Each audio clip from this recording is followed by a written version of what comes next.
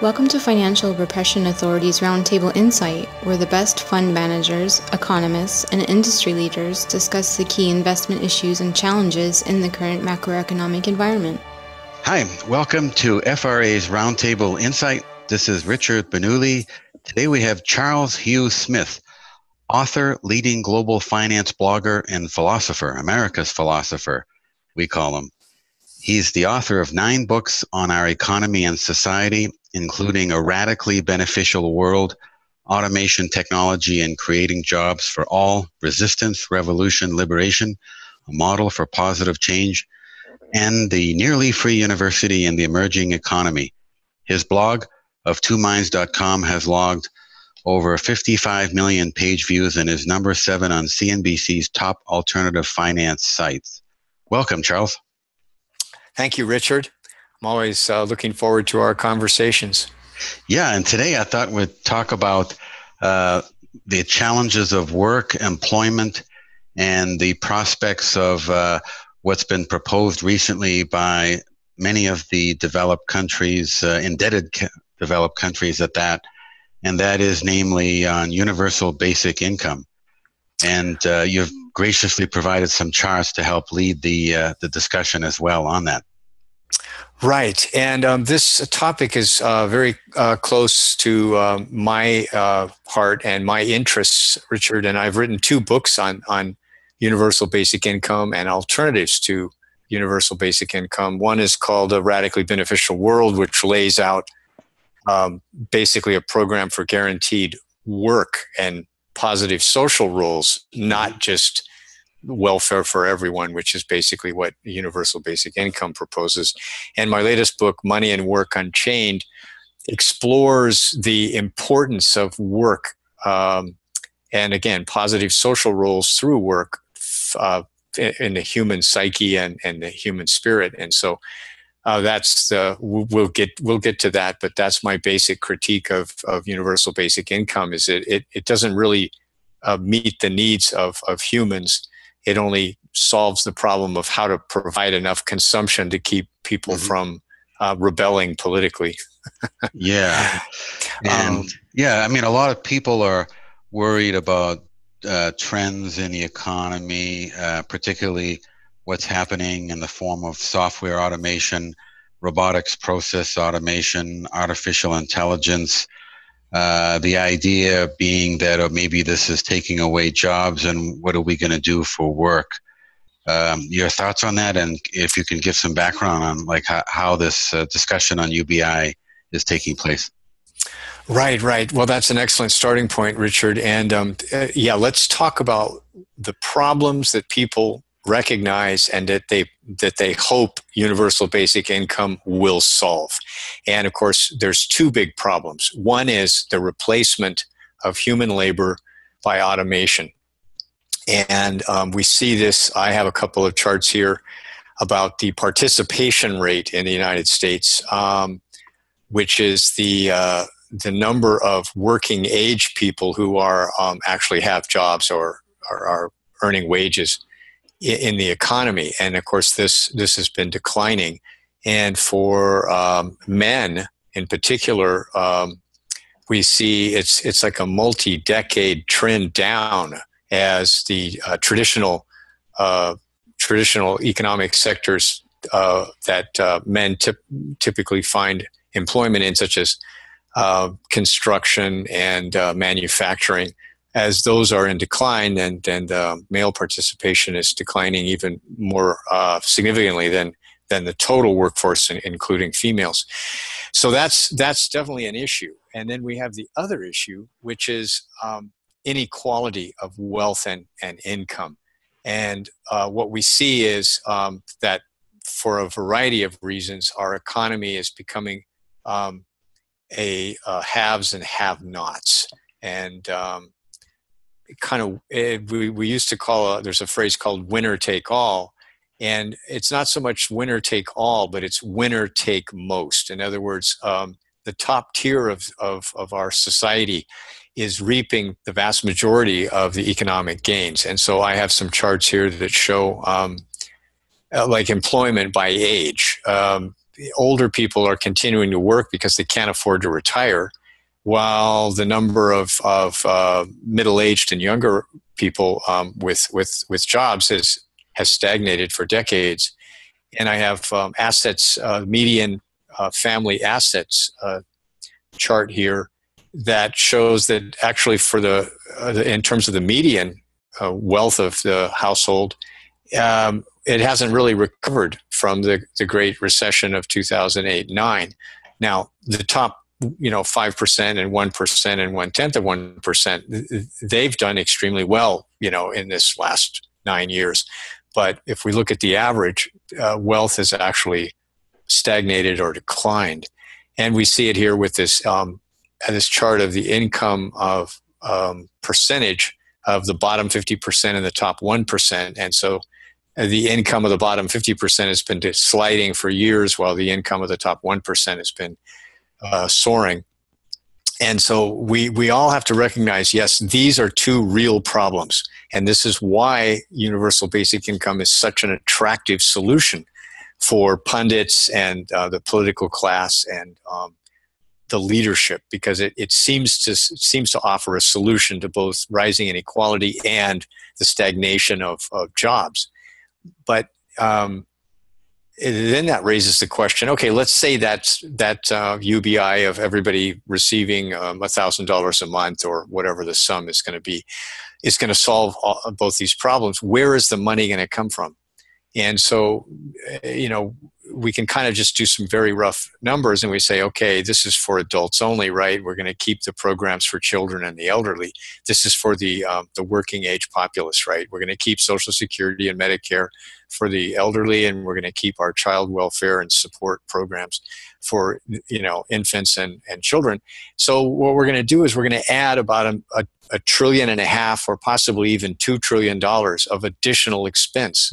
And we're not really going to be able to save much, because the vast, working population, it doesn't really cost the government very much money at the moment. There's Medicaid and then some unemployment expenses and so on, but these are trivial amounts compared to the sums being spent on supporting the elderly and other government programs. So we're really going to have to add about $1.5 trillion to existing spending. And of course, I have some charts here that show U.S. The national debt is on a tear. It's like doubling and tripling every few years, and it's roughly 20 trillion, right? It used to be under 10 a few short years ago. So where are we going to be able to get this money? Are we going to be able to borrow it? And the answer is, well, if we borrow it, we're really putting pressure on the system such that we could break it. And I have a chart here of China's debt, both private and state, and it's also soaring. So in other words, we need to be aware that this is a global problem. In other words, China and Japan, they're also facing a huge demographic change where their workforce is shrinking and their populace of elderly and retired is soaring. And that same is true of Europe. So globally, this is a problem for every government that's going to be supporting an expanding class of elderly and retirees, and providing UBI. It just doesn't compute, And yeah. And I was just going to ask. I mean, so what is the actual basic proposition here? Is it everybody, every citizen resident getting a certain amount, like you mentioned, like $1,000 a month or something like that? How does that work? What is the proposal?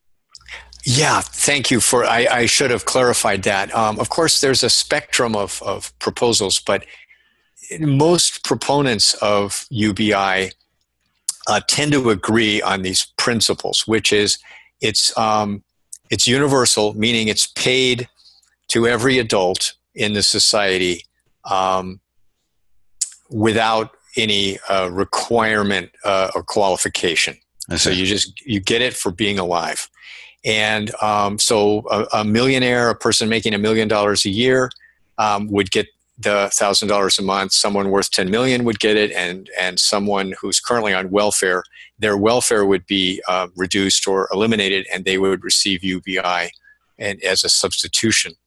And so again, there's a lot of different proposals out there, but in general, it doesn't include healthcare unless healthcare is already universal. So in other words, in the European countries that have universal healthcare already, then UBI is an additional cash payment on top of the entitlements that their citizens already receive. And in the U.S., it's generally proposed for everyone from the age of 18 and on. In other words, it's children and youth would be not be covered, would not receive $1,000 a month. And so obviously we'd have to keep our child welfare programs in place to provide for those, for children and young people. And then most people don't see UBI as replacing Medicare and retiree programs. And so those would stay on the books as well. So we're really talking about people from 18 to 62, essentially, as receiving the $1,000 a month as sort of the basic minimum to continue surviving or continue their consumption. Now, would this be provided to people who even currently have a job?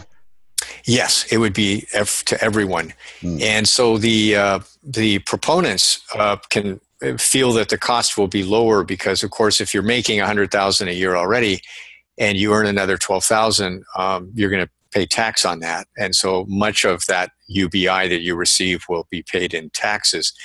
And of course, tax rates vary around the world. So in Scandinavian countries, maybe 60 to 65% of that UBI would be recovered via higher taxes. In the U.S., it might be 35% roughly if you're a high wage earner, plus state income tax, which in California is 10%. So we're talking maybe 45% recovered. But, it doesn't mean 100% clawback. So it's still going to cost money, even if the people who are doing very well pay a substantial chunk of it back in higher taxes. And so the effect you're saying on the debt, the national debt, would be in the U.S. to have it increase by approximately $1 trillion per year?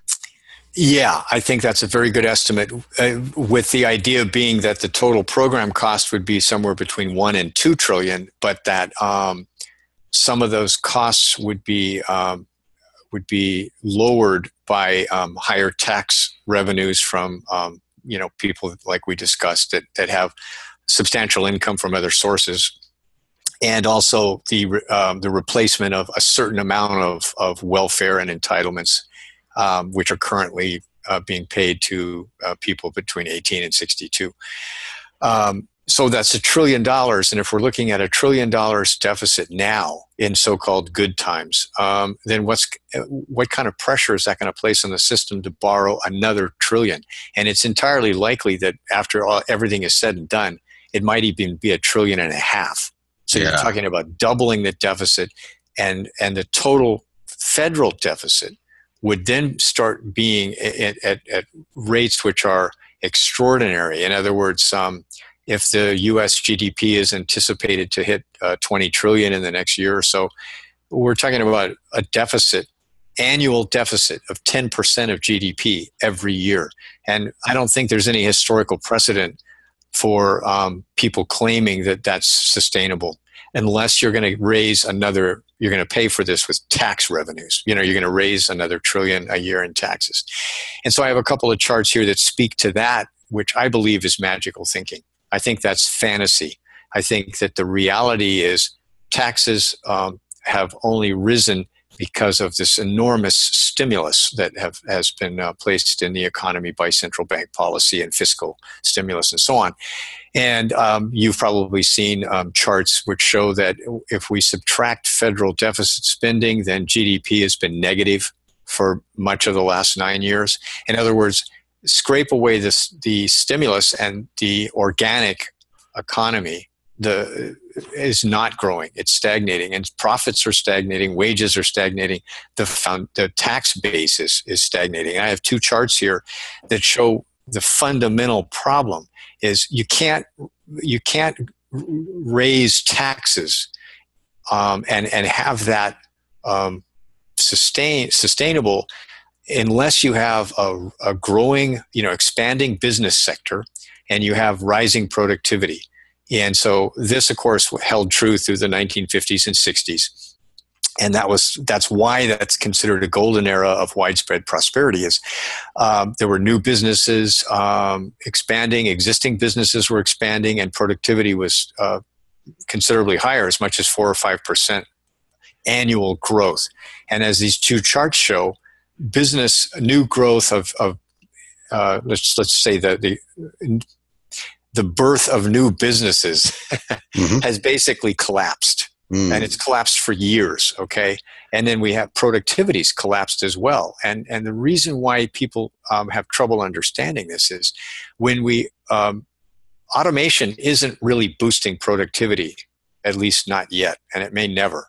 What it does is it substitutes automation for human labor. So it boosts profits by eliminating the human workers' expenses, but it doesn't boost the productivity. And that's what this chart of productivity shows. I see. And I guess on the cost of this UBI, we haven't even talked about the increase in the servicing of that debt, right? Especially with rising interest rates as the trend in the U.S., the debt servicing cost would also escalate as well.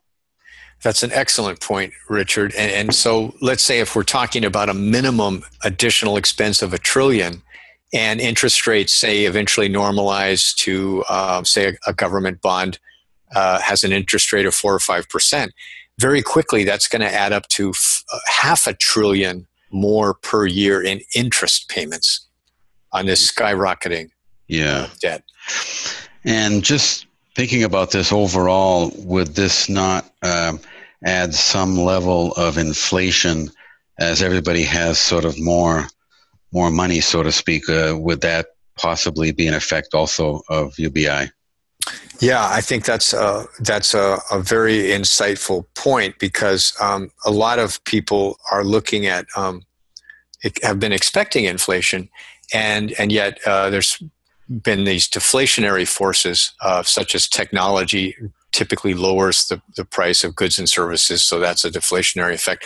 But what's really happened, Richard, if we want to kind of burrow down, is that so much of the economic gains has gone to the top few percent of our economy, and those people can't spend that money.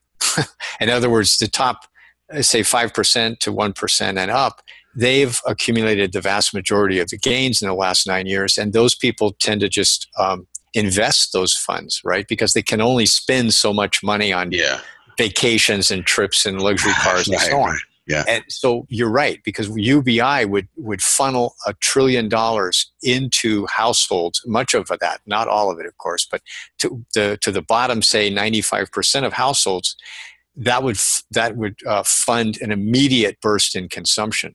And that consumption could very well heat up core inflation. Food, rent, energy, the basic items of household consumption. Mm-hmm.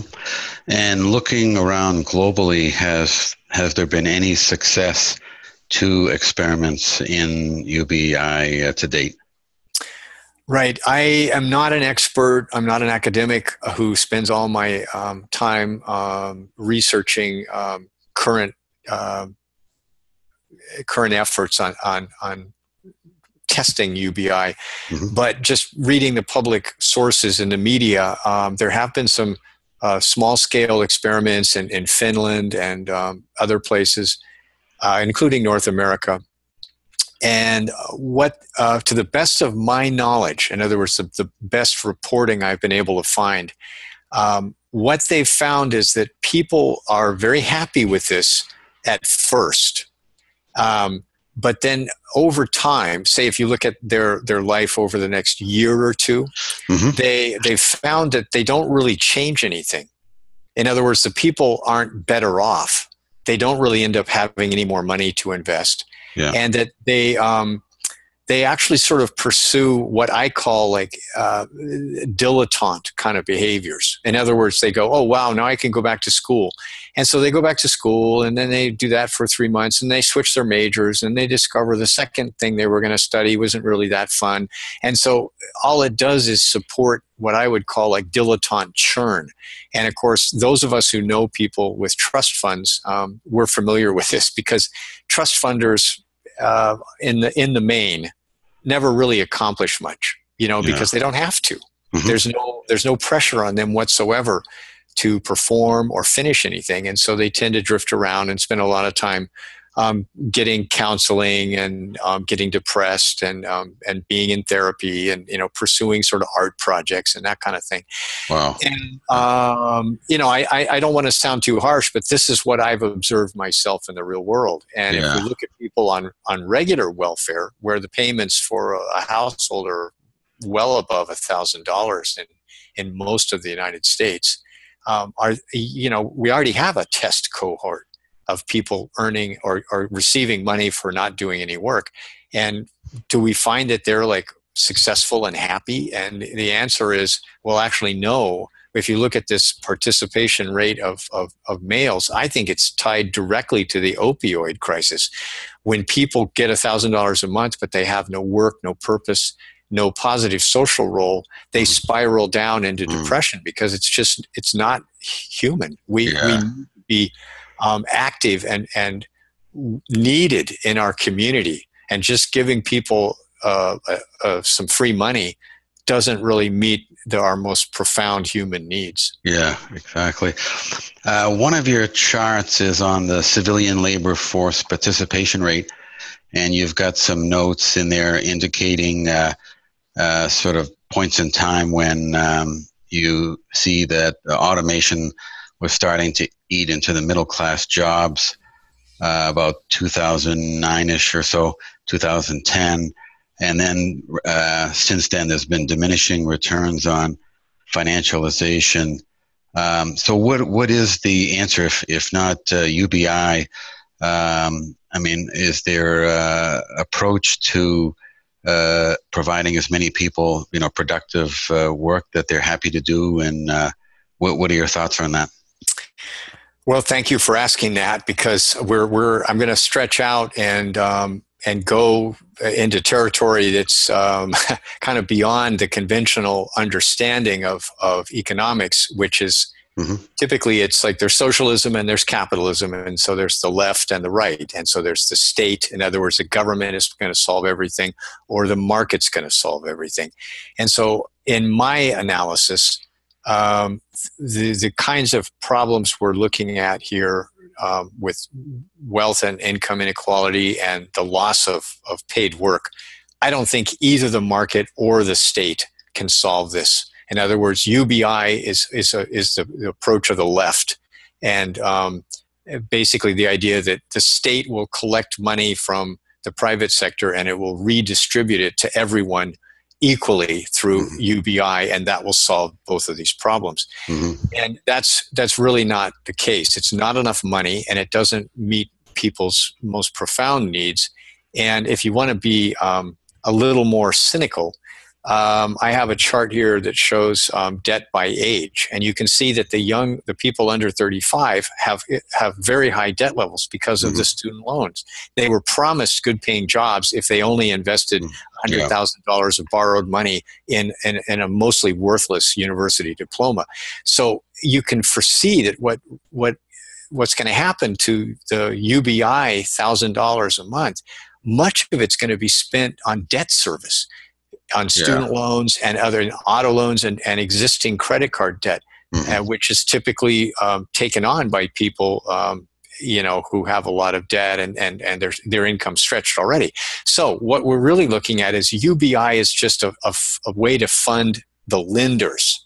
In other words, it's a way of allowing all these tens of millions of borrowers to service their existing debts. It's not really for the benefit of the recipients. It's really just a way to keep the whole debt bubble afloat. And I think that's true. So back to your original question, I think we need a third system here. We need a third part of the economy, not a replacement of the market, not a replacement of the state, but a new sector, which I call the community economy, which funds work performed that's in your community that meets the scarcities in each community. And this is what I see as the problem with centralization and central governments is they have these broad brush programs like let's just throw $1,000 at everybody.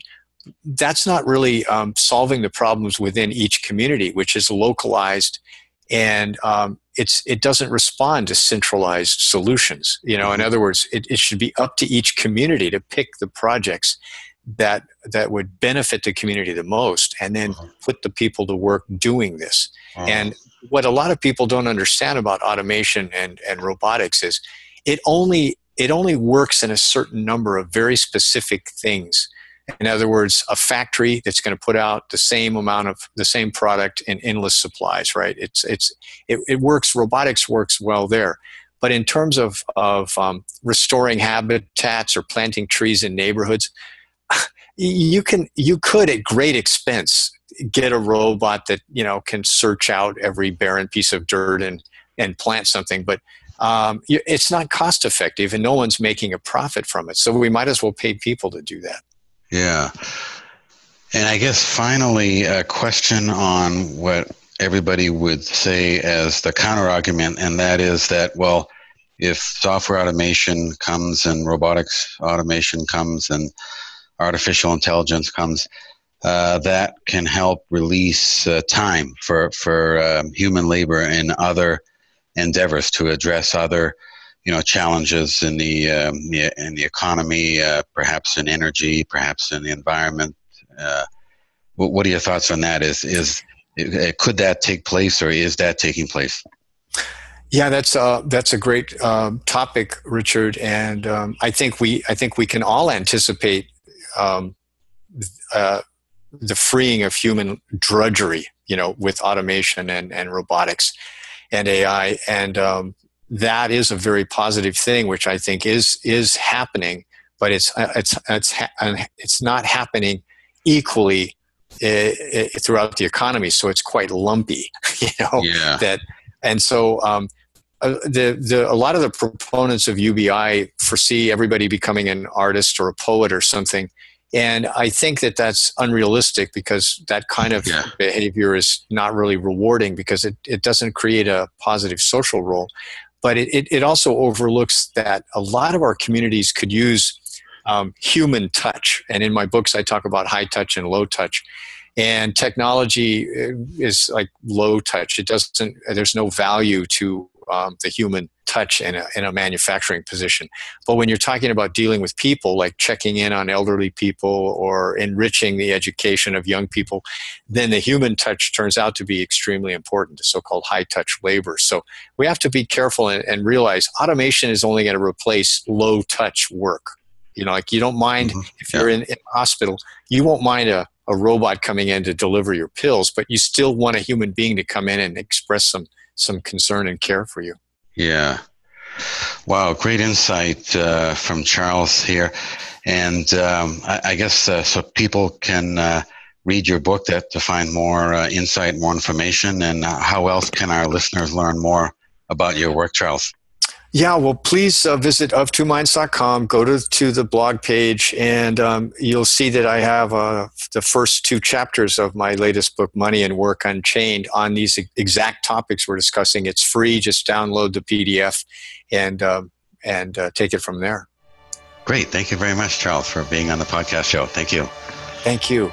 The FRA Roundtable Insight Show is for informational and educational purposes only, and should not be considered as a solicitation or offer to purchase or sell any securities. The investments, investment strategies, and investment philosophies discussed or presented on the show each involve their own unique risk factors which are not discussed on the show. Any discussions among the panel participants or responses to listener inquiries are based on the personal opinions of the panel participants and do not take into consideration the listener's suitability, objectives, or risk tolerance. Please be advised that you invest or speculate at your own risk.